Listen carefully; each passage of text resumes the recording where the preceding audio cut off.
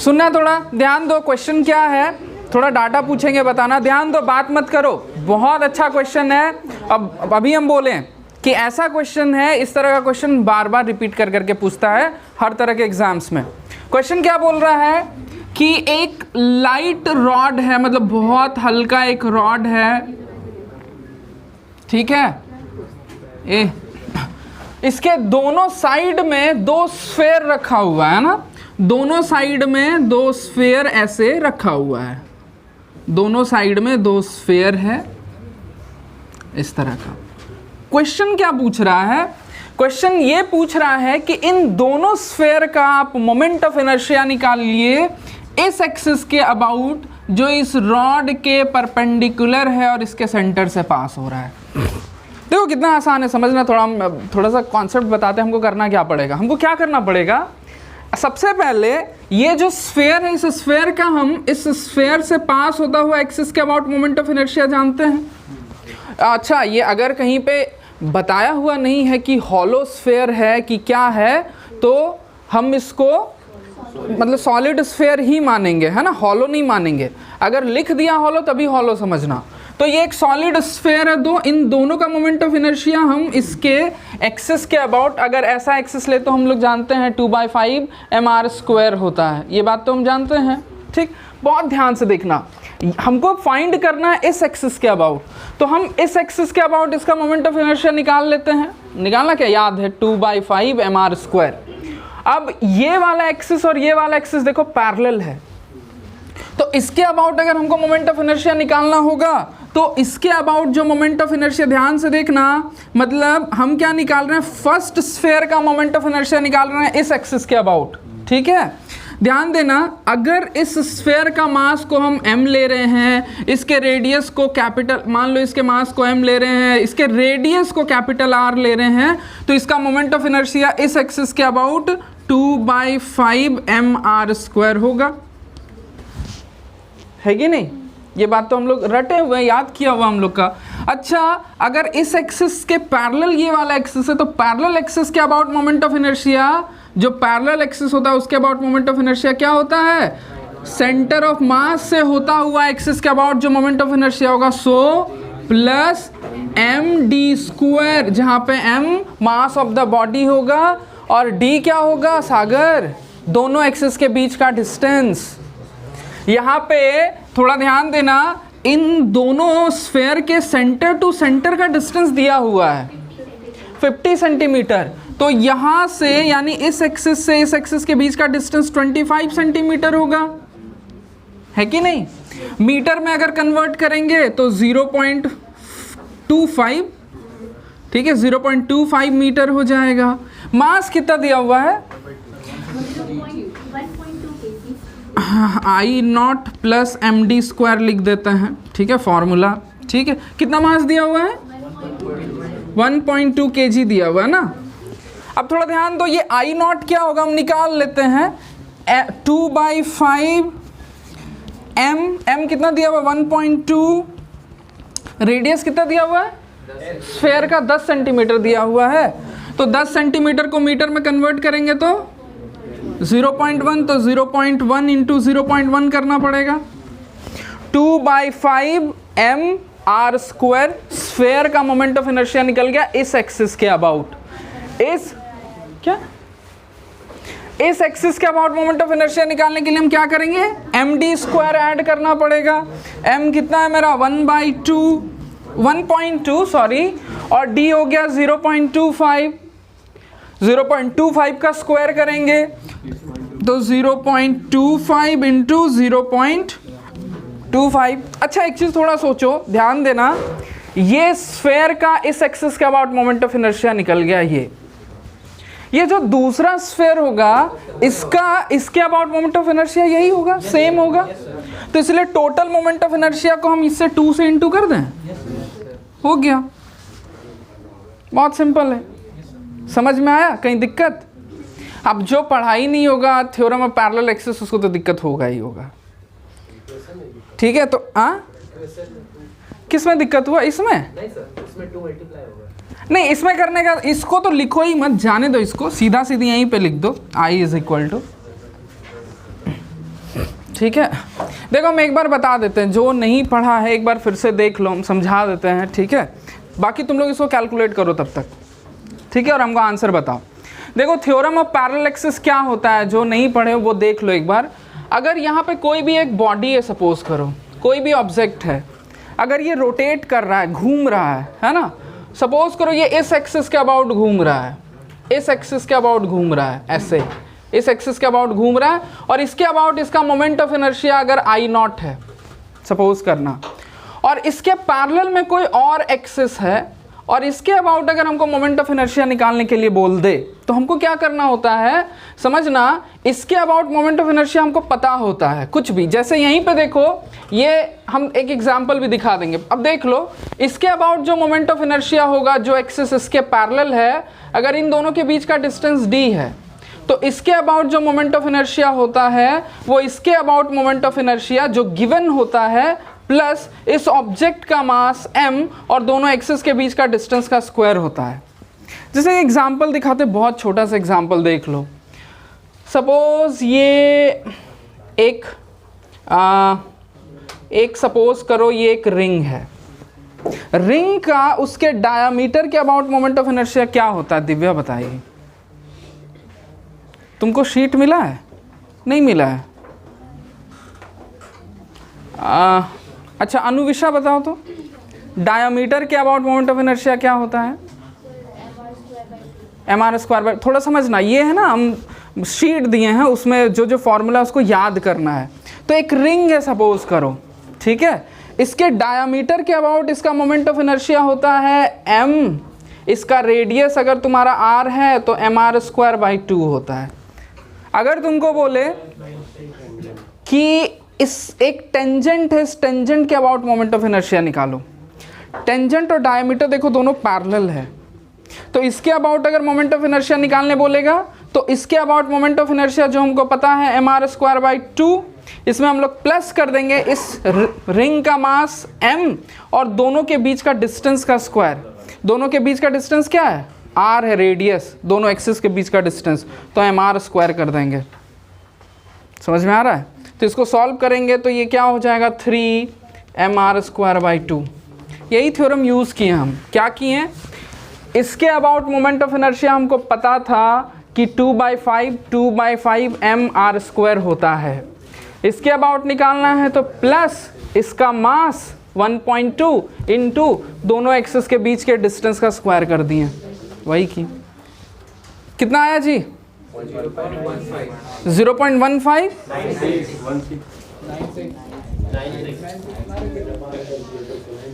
0.159, ठीक।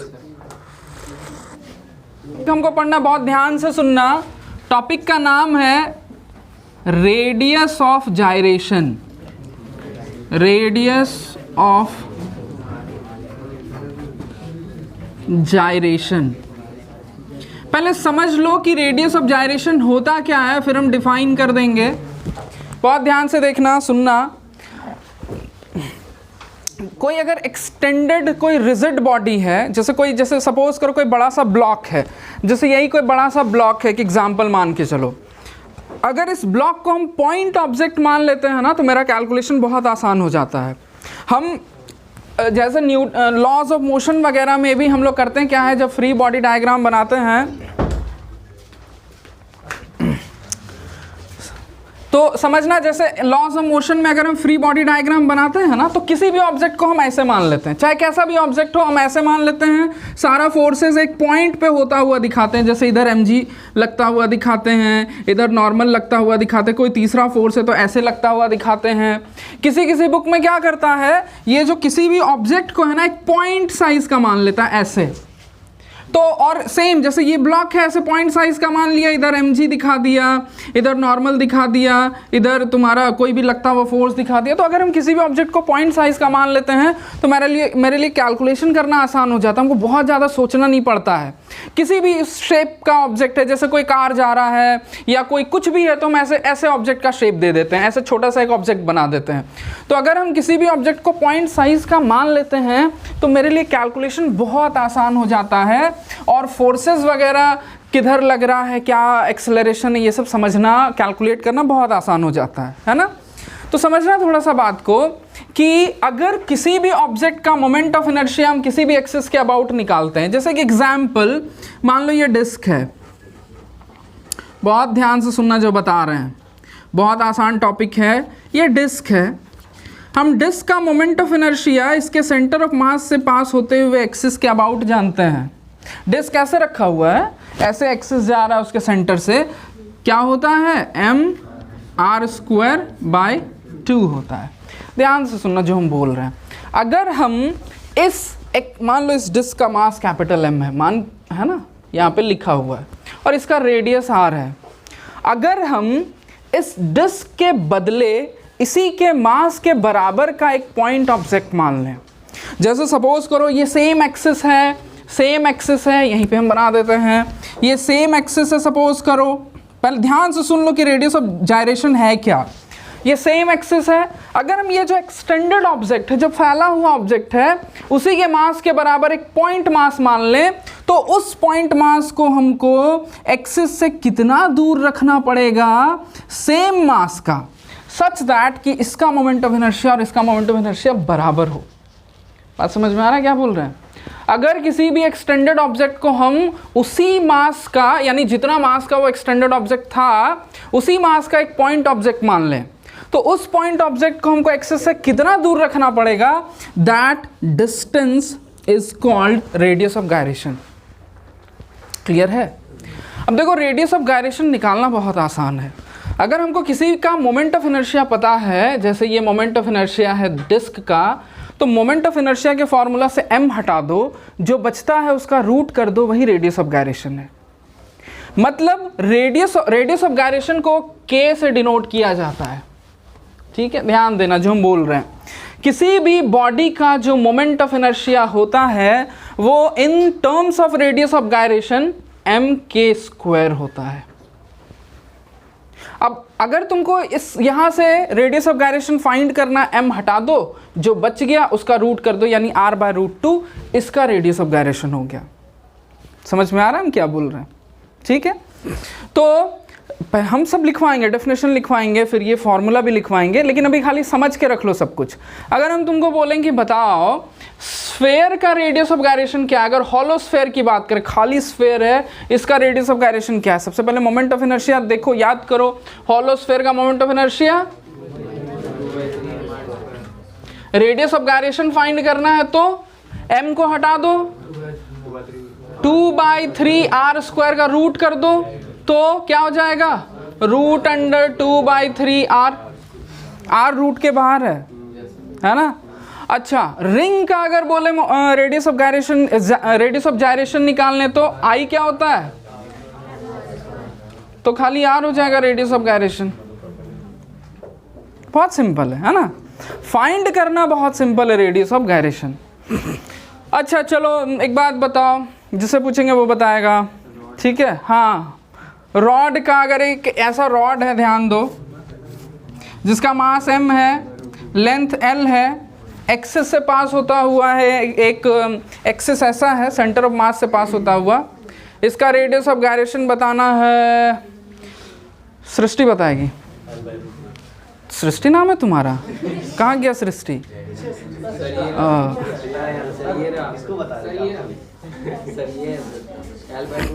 अच्छा रुको ना, अब सुन के भी बताती है कि नहीं, देखते हैं क्या आएगा, √12। ठीक है, l/√12 आएगा, है ना। क्यों? क्योंकि इसका मोमेंट ऑफ इनर्शिया क्या होता है, ml²/12। m को हटा दो, जो बचा उसका रूट कर दो, m हटा दिए, जो बचा उसका रूट करेंगे, तो l/√12 आएगा। क्लियर है सबको रेडियस ऑफ गायरेशन? आनंद समझ रहा है? ठीक, बढ़ाते हैं तब। लिखना, हेडिंग पहले डालो रेडियस ऑफ गायरेशन।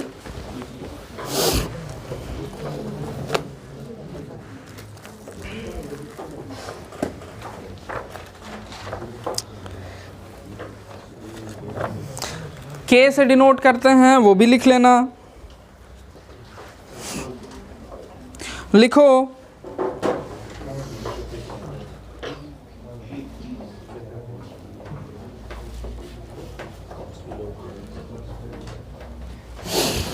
लिखो the radius of gyration, the radius of gyration, the radius of gyration of a body, the radius of gyration of a body about an axis, of a body about an axis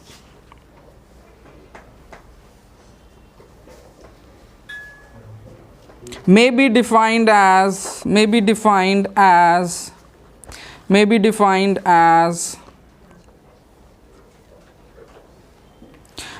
distance from, may be defined as the distance from the axis of a mass, axis of a point mass, axis of a point mass whose mass is equal to the, whose mass is equal to the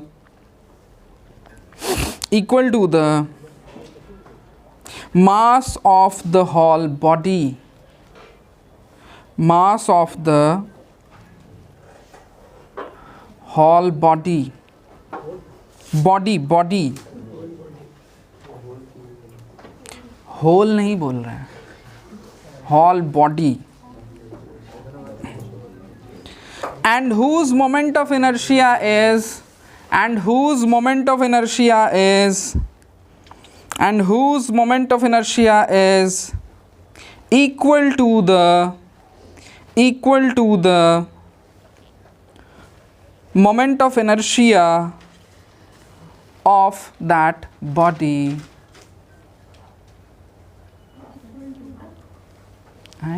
Equal to the moment of inertia of, equal to the moment of inertia of that body about the given axis, about the given axis.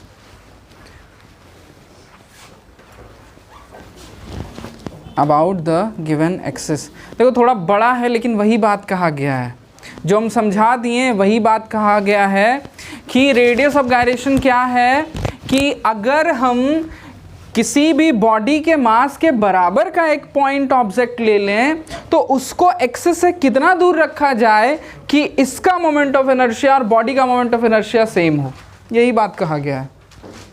ठीक है, clear है ये सारा बात।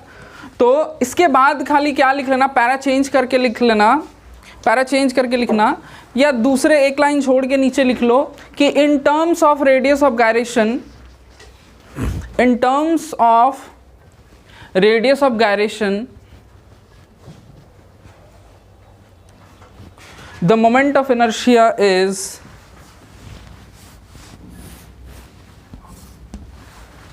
ये चीज लिख लेना m²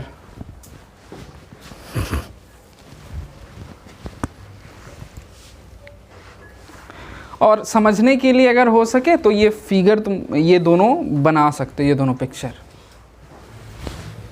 और एक दो एग्जाम्पल हम लिख देते हैं रेडियस ऑफ गायरेशन का। हाँ, ये पिक्चर अगर बना लोगे तो मेरे ख्याल से एक बार दिमाग में रहेगा कि क्या बात है। ठीक है, और हम कुछ एग्जाम्पल्स लिख दे रहे रेडियस ऑफ गायरेशन का। ठीक है,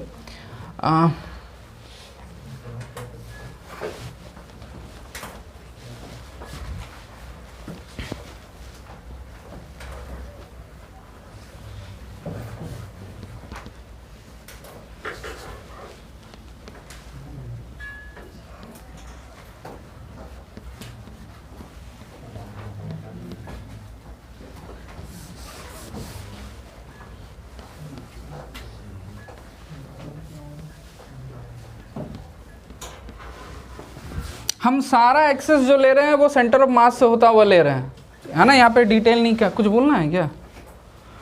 यहाँ डिस्क ले रहे हैं, ठीक है। यहाँ पे हम एक्सेस वैसे डिफाइन नहीं कर रहे हैं कि कौन सा एक्सेस है।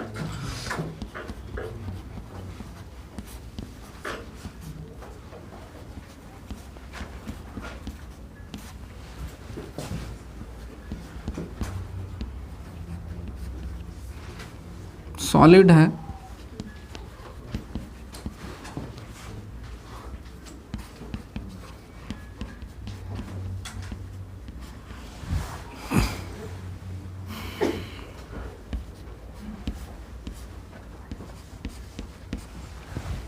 काफ़ी है मेरे ख्याल से, 3 से समझ में आ जाएगा।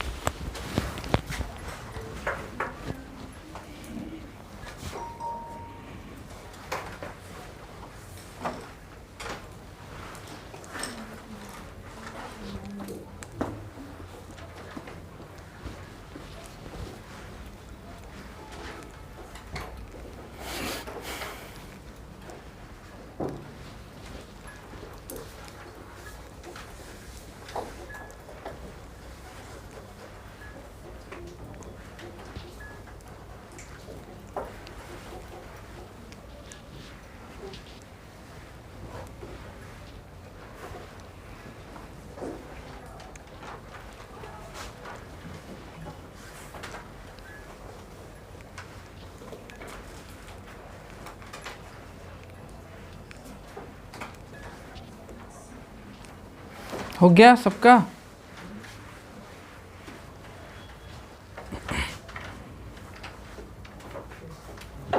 आगे बढ़ें?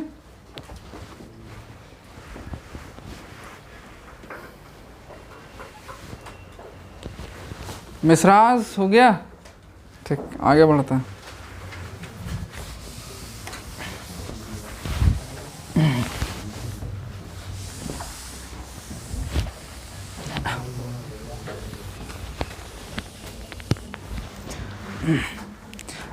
कौन लड़का एक बोल रहा था कि सर कौन सा हॉल बोलें कि होल बोलें, कौन बोल रहा था?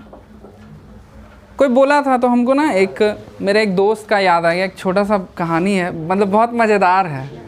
बताएं क्या?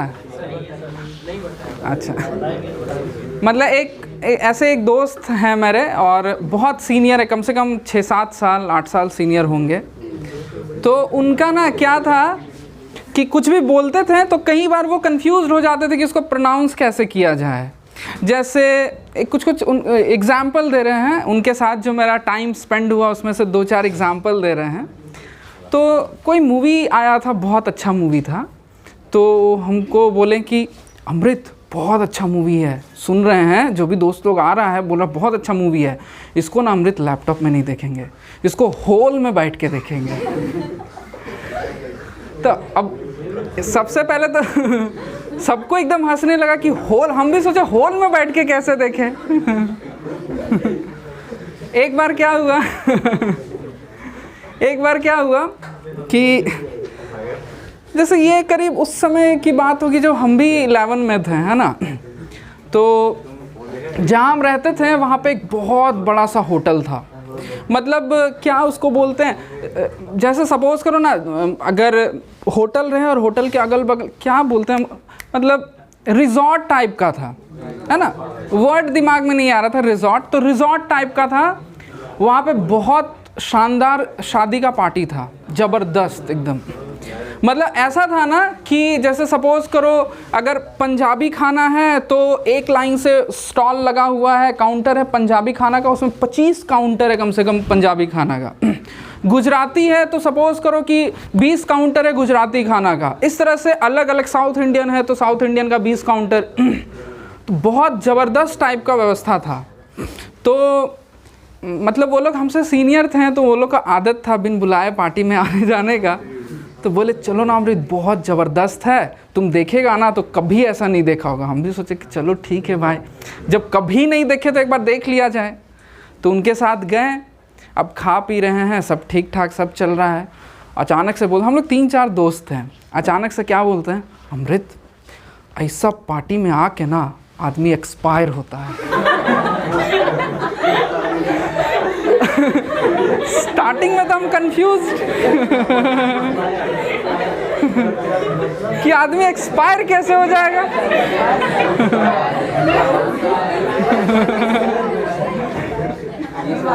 तो उनका कहने का यही मतलब था कि हाँ, ऐसा पार्टी में आने पर लगता है कि हम लोग को भी इतना कमाना चाहिए, इतना पैसा होगा तो हम लोग भी इतना बढ़िया से लाइफ को एंजॉय करेंगे। उनको ये कहना था कि इंस्पायर होता है, बोले एक्सपायर होता है। शुरू में तो मैं शौक हो गई, एक्सपायर कैसे होता है भाई। थोड़ी देर के बाद समझ में आया तो फिर हम लोग भी हंसने लगे। यही कुछ कुछ एग्जाम्पल है। चलो ठीक, अब देखो जो टॉपिक हम लोग को पढ़ना है, हम लोग पढ़ेंगे काइनेमेटिक्स ऑफ, हाँ काइनेमेटिक्स ऑफ रोटेशनल मोशन। ध्यान से सुनना, ठीक है, ठीक है। बीच बीच में थोड़ा ऐसा ऐसा, अरे क्या बोले, ऐसा ऐसा हुआ ही है ना, जिंदगी भर याद रहेगा, कभी नहीं भूलेंगे। काइनेमेटिक्स ऑफ रोटेशनल मोशन, ठीक, ध्यान से सुनना। ये क्या चीज़ है, हम लोग इसमें क्या पढ़ेंगे, काइनेमेटिक्स ऑफ रोटेशनल मोशन। इसका मेन जो कॉन्सेप्ट है ना, वो क्वेश्चन से समझ में आएगा तुम लोग को कि हम लोग इसमें क्या पढ़ेंगे। ऐसे इसमें कुछ कॉन्सेप्ट वैसा नहीं है। जब क्वेश्चंस हम लोग करेंगे तो क्वेश्चंस के थ्रू हम लोग को बात समझ में आएगा कि पढ़ना क्या है। तो काइनेमेटिक्स में हम लोग पढ़ते हैं क्या है, काइनेमेटिक्स में हम लोग पढ़ते हैं displacement, distance, speed, velocity, acceleration, यही सब पढ़ते हैं काइनेमेटिक्स में। तो यहाँ पे भी हमको वही पढ़ना है। अच्छा, इसके पहले भी हेडिंग लिखवाएं हैं क्या? नहीं लिखवाए ना। तो ध्यान देना, इसमें हम लोग क्या पढ़ेंगे, अगर कोई भी ऑब्जेक्ट रोटेट हो रहा होता है तो किसी एंगुलर वेलोसिटी से रोटेट हो रहा होगा। एंगुलर वेलोसिटी का मतलब क्या, जैसे एग्जांपल मान के चलो पंखा है। पंखा में जो पत्ता होता है, अगर हम देखें पंखा का, मान लो ये पत्ता है, 1 सेकेंड में वो कितना एंगल बना रहा है, उसको हम लोग कहते हैं उस पंखे की angular velocity, angular velocity. 1 second में जो एंगल सबटेंड होता है that is called angular velocity. हम एंगुलर वेलोसिटी समझा चुके हैं, रोटेशनल मोशन में क्या होता है, कैसा होता है ना। तो समझो जैसे कई बार क्या होता है, इसमें सिचुएशंस कैसा होगा कि सपोज एक एग्जाम्पल, हाँ 2-3 बात और थोड़ा ध्यान से सुनना जो हम पहले बताए हैं और उसको हम अभी तक बहुत अच्छी तरह से इंट्रोड्यूस नहीं किए। जैसे टॉर्क, टॉर्क एक ऐसा कॉन्सेप्ट है जो अभी तक हम बताए नहीं है कि क्या होता है, कैसे होता है। बस इतना बताए हैं कि टॉर्क फोर्स की जगह लेता है। मतलब नॉर्मल जो काइनेमेटिक्स हम लोग पढ़ते हैं, ट्रांसलेशनल मोशन में जो फोर्स का काम होता है वो काम रोटेशनल मोशन में टॉर्क का होता है। बस ये बात हम बताएं, है ना। तो जहाँ पे फोर्स अपीयर होना चाहिए वहाँ पे टॉर्क अपीयर हो जाता है। हम ये जब काइनेमेटिक्स कर लेंगे तो फिर हम डायनामिक्स ऑफ रोटेशनल मोशन में आएंगे तो उसमें सबसे पहले टॉर्क समझाएंगे कि टॉर्क क्या होता है। बहुत ध्यान से सुनना समझना, टॉर्क एक थोड़ा सा जंबल सा कॉन्सेप्ट है। 2 तरह से टॉर्क को बताया जाता है, एक आसान रास्ता भी है लेकिन उसमें कुछ कॉन्सेप्ट छोड़ दिया जाता है क्योंकि थोड़ा समझाना मुश्किल होता है।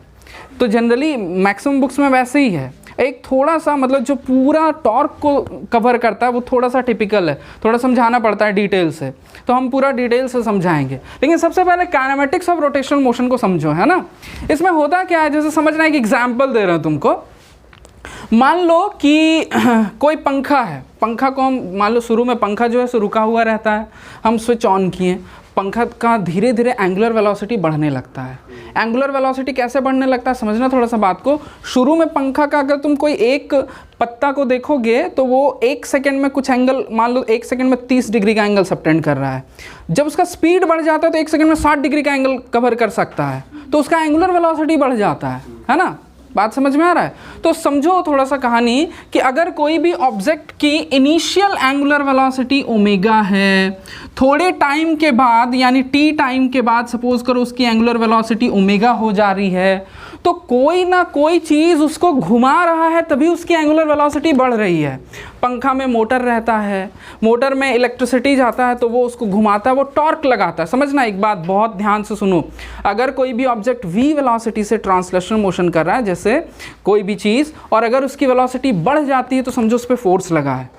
मान लो हम कोई v वेलोसिटी से चल रहे हैं, हमको कोई धक्का दे देगा तब मेरा वेलोसिटी बढ़ेगा, है ना। या किसी भी चीज़ की वेलोसिटी, लीनियर वेलोसिटी चेंज तब होती है जब उस पर फोर्स लगता है। इसी तरह से किसी भी ऑब्जेक्ट की एंगुलर वेलोसिटी तब चेंज होती है जब उस पर टॉर्क लगता है। बार बार हम ये समझा रहे हैं कि फोर्स की जगह टॉर्क आ जाता है ना। टॉर्क क्या होता है, कैसे कैलकुलेशन करते हैं, ये सब समझाएंगे। अभी खाली इतना समझो, फोर्स की जगह टॉर्क आ जाता है। क्लियर है बात। तो समझना जब कोई भी ऑब्जेक्ट की एंगुलर वेलोसिटी ओमेगा नॉट से ओमेगा हो जाती है, एंगुलर वेलोसिटी जब चेंज होती है तो एंगुलर एक्सेलरेशन आता है, क्योंकि सिंपल एक्सेलरेशन क्या होता है, जब किसी भी ऑब्जेक्ट की वेलोसिटी बदलती है तो एक सेकंड में कितनी वेलोसिटी बदली, that is called linear acceleration. जैसे कोई भी ऑब्जेक्ट अगर 5 मीटर पर सेकंड के स्पीड से चल रहा है सपोज करो, और 5 सेकंड के बाद उसकी वेलोसिटी 15 मीटर पर सेकंड हो जाती, तो वेलोसिटी कितनी बदली, 10 मीटर पर सेकंड। कितने में, 5 सेकंड में। 5 सेकंड में वेलोसिटी कितनी बदली, 10, तो एक सेकंड में वेलोसिटी कितनी बदलेगी, 10/5 यानी 2। This is called linear acceleration.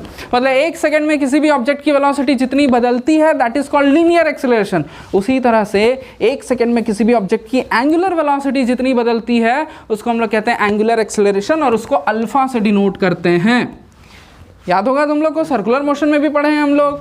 तो अगर कोई भी ऑब्जेक्ट की इनिशियल वेलोसिटी ओमेगा नॉट है, final velocity omega T time के बाद ये हो जाती है, और एक्सेलरेशन एंगुलर एक्सेलरेशन अल्फा है, तो कुछ कुछ रिलेशन जो हम लोग सर्कुलर मोशन में पढ़े हैं वही रिलेशन कॉपी पेस्ट हो जाता है।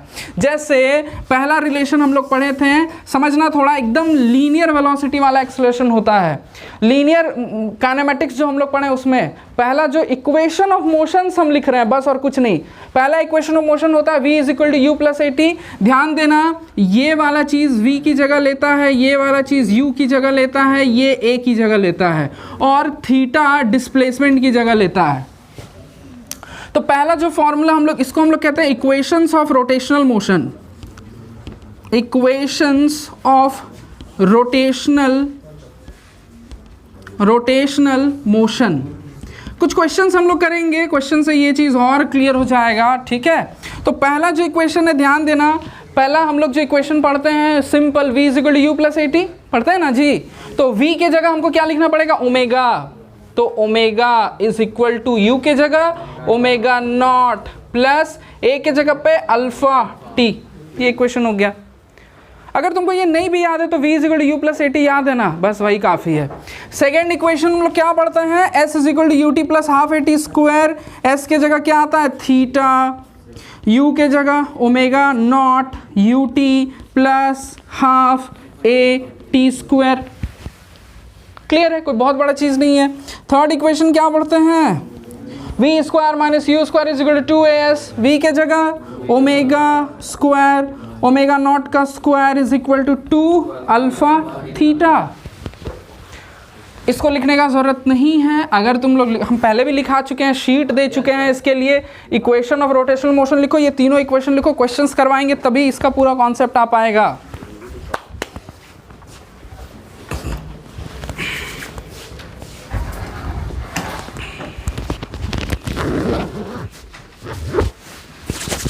नहीं जी, सपोज करो ये, मान लो ये किसी का चक्का है, मान लो कोई बाइक का या साइकिल का चक्का है ना, व्हील है किसी का। इसका अगर हम एक डायामीटर ले लेते हैं, जैसे सपोज करो एक डायामीटर ले लेते हैं, ठीक है।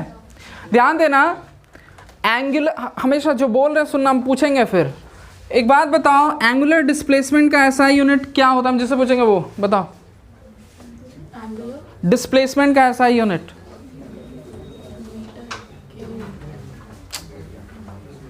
रेडियन होता है।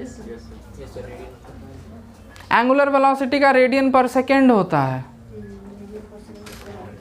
एंगुलर डिस्प्लेसमेंट का मतलब क्या होता है, एंगल। जैसे अगर सपोज करो ये रोटेट हो रहा है, मान लो ये कोई भी चीज़ है, ये बस यहाँ रोटेट हो रहा है। सपोज करो यहाँ पे एक हम एक्सिस बना दिए, यहाँ छेद करके ऐसे एक एक्सिस घुसा दिए, ये ऐसे रोटेट हो रहा है सपोज करो। तो ये एक सेकंड में किसी भी तुम पॉइंट को लेते हो तो ये एक सेकंड में कितना एंगल बना देता है। मान लो यहाँ पे था, एक सेकंड में अगर 30 डिग्री का एंगल बना दिया तो एंगुलर डिस्प्लेसमेंट 30 डिग्री हो गया। लेकिन जनरली क्या होता है, कोई भी चीज़ 3-4 बार रोटेट कर जाता है, 8-10 बार रोटेट कर जाता है, रिवॉल्यूशंस ले लेता है ना। तो समझना थोड़ा सा बात, अगर ये एक रिवॉल्यूशन ले तो इसका एंगुलर डिस्प्लेसमेंट हो जाएगा 2π। मतलब अगर एक रिवॉल्यूशन ले ले तो तुम किसी एक पॉइंट को लो, जैसे ये पॉइंट मान लो, एक एग्जाम्पल समझना थोड़ा सा बात, अगर ये एक रिवॉल्यूशन लेगा तो ये पॉइंट यहाँ से घूमते हुए फिर से यहाँ पे पहुँच जाएगा, कितना एंगल बना लेगा ये, यहाँ से घूम रहा है, एंगल बढ़ रहा है, बढ़ रहा है, बढ़ रहा है, बढ़ रहा है, बढ़ रहा है, पाई 180 डिग्री, 180 डिग्री को पाई बोलते हैं, है ना। और जब ये फिर यहाँ से ऐसे घूमते घूमते यहाँ आ जाएगा तो 360 डिग्री का एंगल बन गया। 360 डिग्री का मतलब 2 पाई, समझ रही कनक।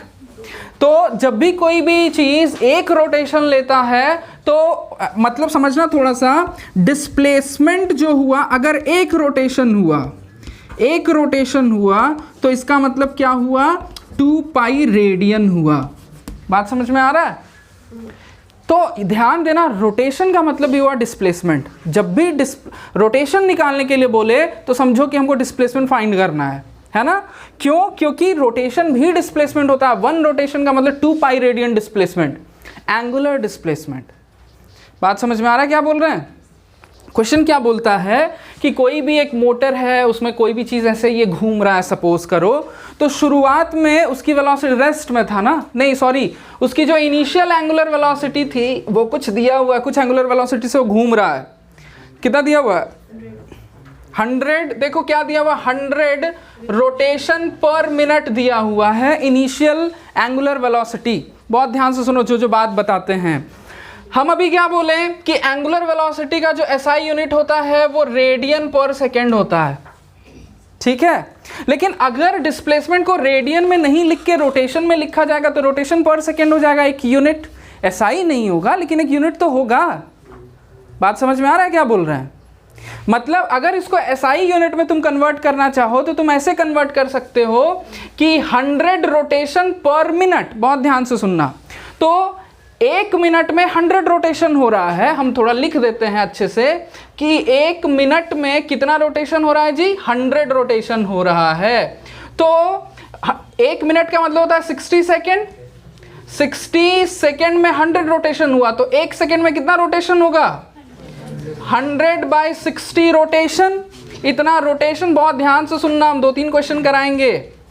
इतना रोटेशन हुआ ये। अच्छा, अब अगर इसको हम एसआई यूनिट में कन्वर्ट करना चाहते हैं तो 100/60 मतलब एक रोटेशन में 2 पाई रेडियन होता है, तो 100/60 रोटेशन में इतना रेडियन होगा। बात समझ में आ रहा है हम क्या बोल रहे हैं, समझ रही हो? तो समझो, करना नहीं हम बता, खाली समझो, पहले देख लो बात। तो 100 रोटेशन पर मिनट का मतलब हुआ 100/60 रेडियन पर सेकेंड। लेकिन हम लोग जनरली करते क्या हैं, रोटेशन को रेडियन में नहीं कन्वर्ट करते हैं, क्योंकि रोटेशन को रेडियन में कन्वर्ट करें तो बहुत बड़ा रेडियन आने लगता है, क्योंकि कोई भी चीज़ जो रोटेट हो रहा है वो बहुत ज़्यादा रोटेट हो गया होता है। मतलब अगर तुम 1 मिनट भी पंखा को चलाओ तो कम से कम 1000-2000 रोटेशन हो गया 5 मिनट में, कई रोटेशन कर लेता है। तो इसीलिए हम लोग डिस्प्लेसमेंट को रेडियन में नहीं कन्वर्ट करते, हाँ टाइम को सेकंड में कन्वर्ट कर देते हैं, है ना। तो ये 100 रोटेशन पर मिनट को हम लोग खाली क्या करेंगे, अच्छा यहाँ पे 2 पाई भी होगा, ये 2 पाई लिखने में भूल गए थे, ऐसे 2 पाई रेडियन पर सेकेंड होगा अगर हम एसआई यूनिट में कन्वर्ट करें तो। लेकिन हम क्या करते हैं, रेडियन में नहीं कन्वर्ट करके खाली हम लोग रोटेशंस पर सेकेंड में रहने देते हैं, यानी ये हो जाएगा आरपीएस। मतलब 1 मिनट में 100 रोटेशन हो रहा है, इसका मतलब क्या हुआ, 100 आरपीएम रोटेशन पर मिनट। 1 मिनट में 100 रोटेशन, तो 1 सेकेंड में कितना रोटेशन, इतना रोटेशन हम इस तरह से कैलकुलेट कर लिए।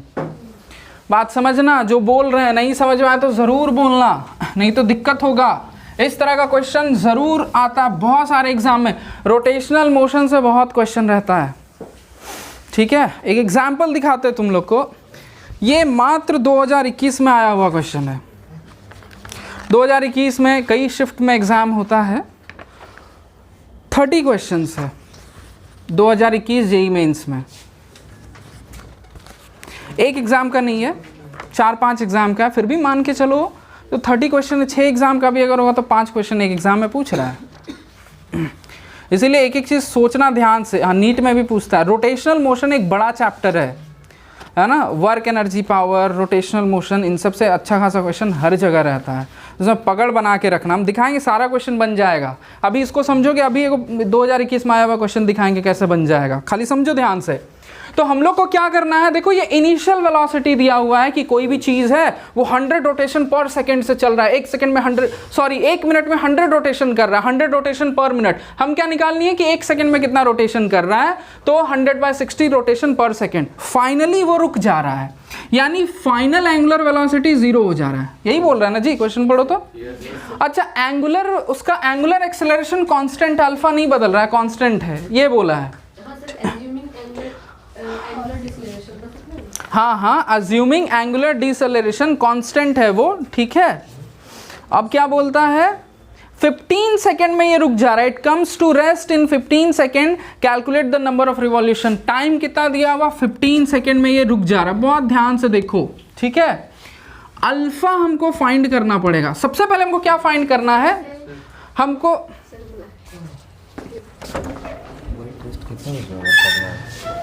डेढ़ घंटा टाइम दिए थे, हमारे 5:30 में हो जाएगा। बोल देते हैं कि 6 बजे तक ले लीजिए। हाँ बोल दीजिए, 5:45 तक खींच देंगे।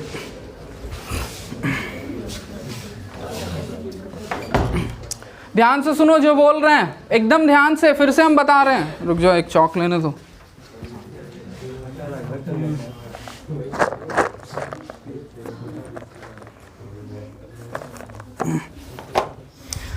चलो ध्यान दो जी, समझो बात को।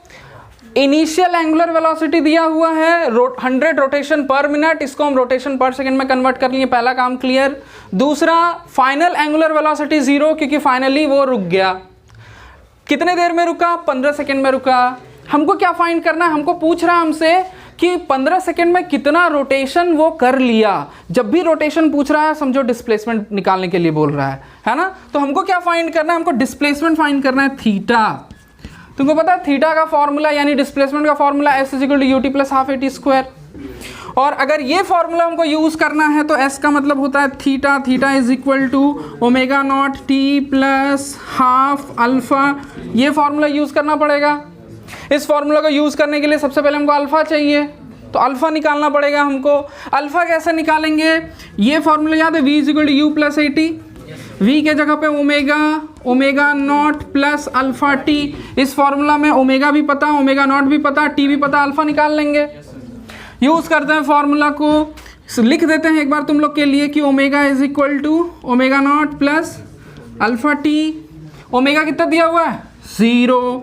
ω0 कितना है, 100/60। अल्फा टाइम कितना है, 15। तो ये 15 अल्फा होगा, इसको लेफ्ट साइड ले आ रहे हैं, तो -15 अल्फा = 100/60 होगा ना, ठीक है। अल्फा क्या हो जाएगा, देखो अल्फा जो हो जाएगा वो, अच्छा ये 100 ये 15 नीचे आ जाएगा, डिवीजन में आ जाएगा, है ना। 60 × 15 हो जाएगा, और माइनस में होगा ना। तो एक काम करते हैं, हम इसको रहने दे रहे हैं, हम कैलकुलेट नहीं कर रहे हैं यहाँ। क्यों नहीं कर रहे हैं, क्योंकि इसको फिर हमको पुट करना पड़ेगा इसमें। तो यहाँ पे t² करेंगे ना, तो और मेरा काटने में हमको आसानी होगा, सहूलियत होगा, आराम से कट जाएगा।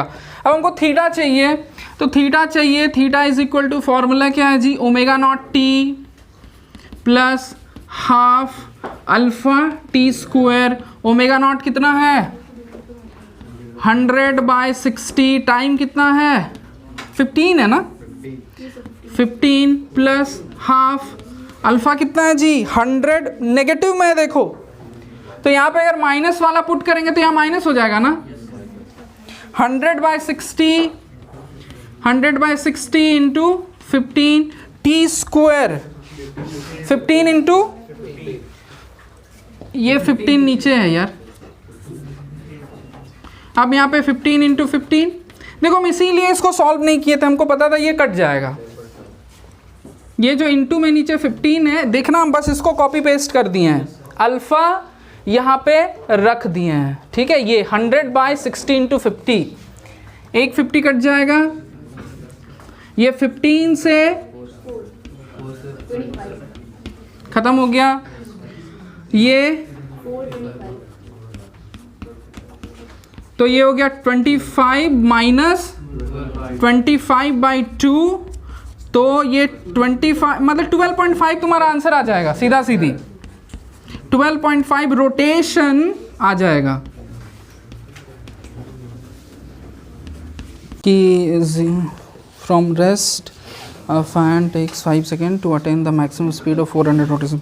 देखो क्या बोलता है, एक फैन जो है वो 0 एंगुलर वेलोसिटी से स्टार्ट होता है, शुरू में रुका हुआ है, फिर चलना शुरू करता है और मैक्सिमम 400 रिवॉल्यूशन पर मिनट पे पहुंच जाता है ना, पर मिनट है ना 400 रिवॉल्यूशन पर मिनट। तो शुरू का जो एंगुलर वेलोसिटी है वो 0 दिया हुआ है, ठीक है। कितने देर के बाद पहुंच रहा है, टाइम क्या दिया हुआ है 5 सेकेंड में उसकी एंगुलर वेलोसिटी हो जाती है 400 रोटेशन पर मिनट। हम इसको रोटेशन पर सेकेंड में कन्वर्ट कर देंगे क्योंकि टाइम मेरा सेकेंड में दिया हुआ रहता है हर जगह पे। तो 60 से डिवाइड करेंगे और क्या है ना, 400/60 कर देते हैं, ये काट दो, 20/3 हो जाएगा, RPS रोटेशन पर सेकेंड हो जाएगा, ठीक है।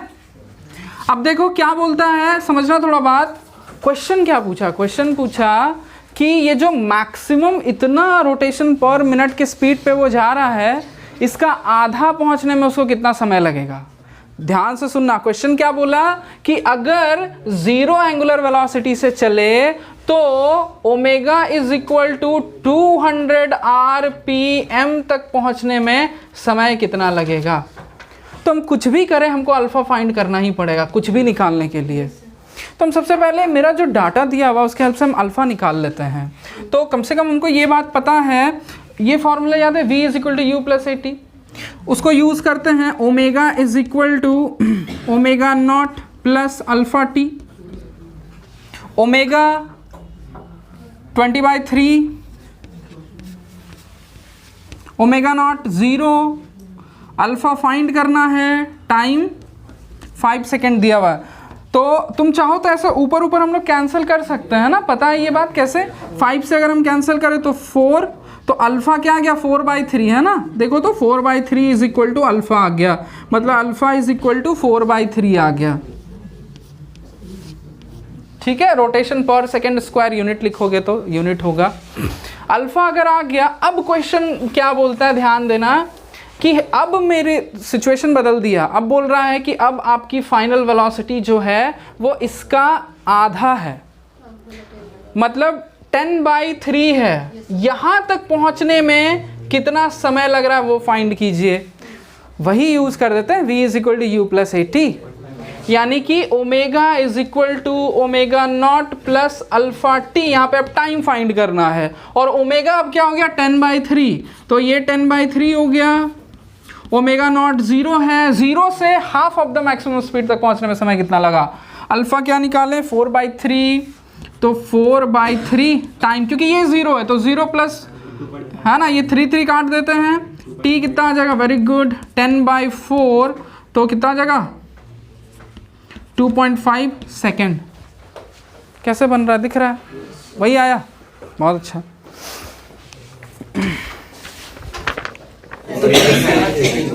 देखो यहाँ क्या बोल रहा है कि I1 है मेरा moment of inertia of thin circular ring about its diameter.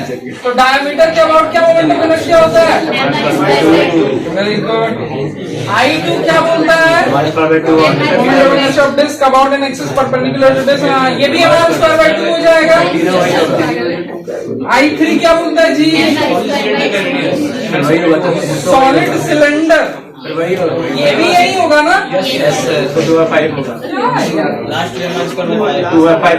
Solid sphere, मतलब I1 I2 I3 सब सेम है ना।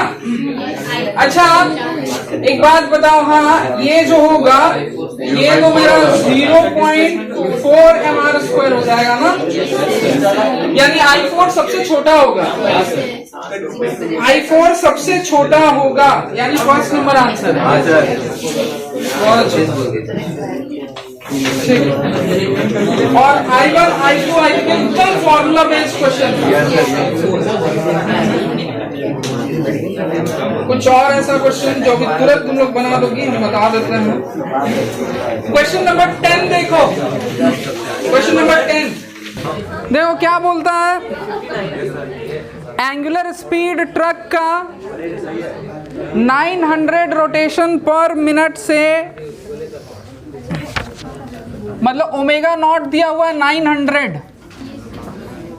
900 रोटेशन पर मिनट, इसको रोटेशन पर सेकंड में कन्वर्ट करना है, ठीक है। क्यों 60 से डिवाइड करेंगे